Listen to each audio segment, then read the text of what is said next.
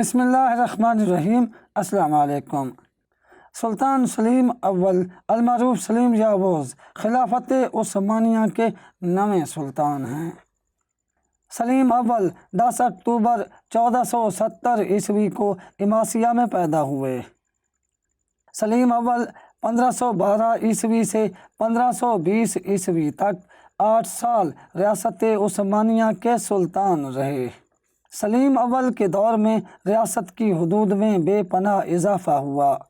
سلیم اول کیونکہ بہت ہی سخت مزاج تھے، اس لیے ان کو یاووز یعنی درشت یا ترش لہجے والا کہا جاتا تھا۔ سلیم نے اپنے والد بایزید ثانی کو تخت سے اتار کر حکومت سنبھالی اور حکومت سنبھالتے ہی اس نے اس وقت کے رائج قانون کے مطابق اپنے بھائیوں اور بھتیجوں کو قتل کروا دیا۔ سلیم اول کا شمار عثمانی سلطنت کے ان حکمرانوں میں ہوتا ہے جو بڑے اور کامیاب فاتحین گزرے ہیں۔ اس کی وجہ یہ ہے کہ سلیم اول نے مغرب کو فتح کرنے کے بجائے اپنی پیش قدمی مشرق کی طرف شروع کی۔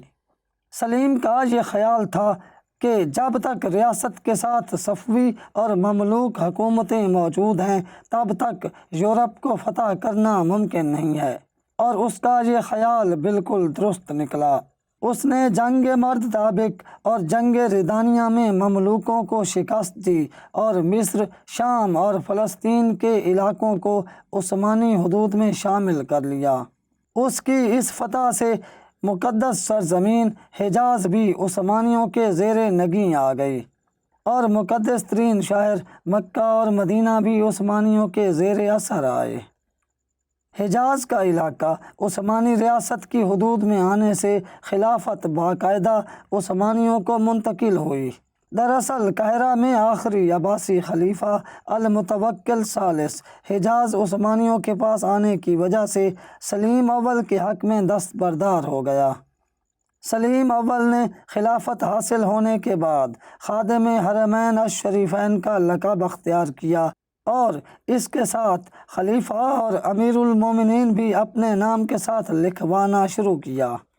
جب 1516 اور 1517 عیسوی میں مملوکوں کو شکست ہوئی تو اس وقت ان کی حکومت عملاً زوال پذیر ہو چکی تھی، اور تاریخ کا آخری صفحہ سلیم کے ہاتھوں لکھا گیا۔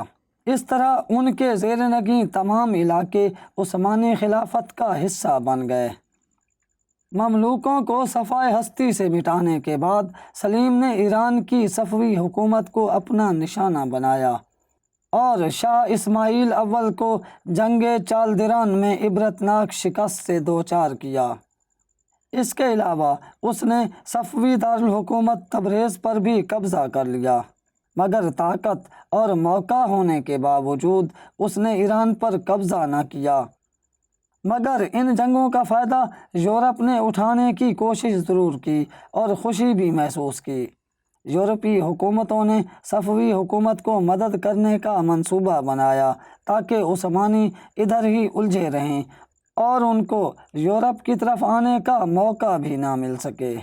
سلیم اول نے اپنے 8 سالہ دور حکومت میں عثمانی ریاست کا رقبہ 25 لاکھ مربع کلومیٹر سے بڑھا کر 65 لاکھ مربع کلومیٹر تک پہنچا دیا، یعنی 40 لاکھ مربع کلومیٹر رقبہ اس نے صرف 8 سال کے قلیل عرصہ میں فتح کر کے عثمانی ریاست کو دنیا کی سپر پاور بنا دیا۔ مصر کی مہم ختم کرنے کے بعد سلیم نے جزیرہ رہودس پر حملے کی تیاری شروع کر دی، مگر اس دوران وہ بیمار ہو گیا اور اس بیماری کی وجہ سے اس کا انتقال ہو گیا۔ سلیم کا انتقال 54 سال کی عمر میں 22 ستمبر 1520 عیسوی کو چورلو میں ہوا۔ سلیم اگرچہ سخت مزاج حکمران تھے، مگر ترکی اور فارسی زبان کے اچھے شاعر تھے۔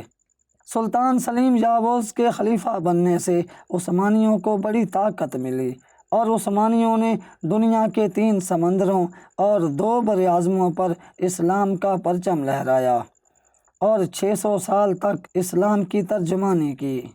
امید ہے آپ کو ہماری یہ ویڈیو پسند آئے گی۔ ہمارے channel facts plus T V کو سبسکرائب کریں اور اس ویڈیو کو لائک کریں۔ اللہ حافظ۔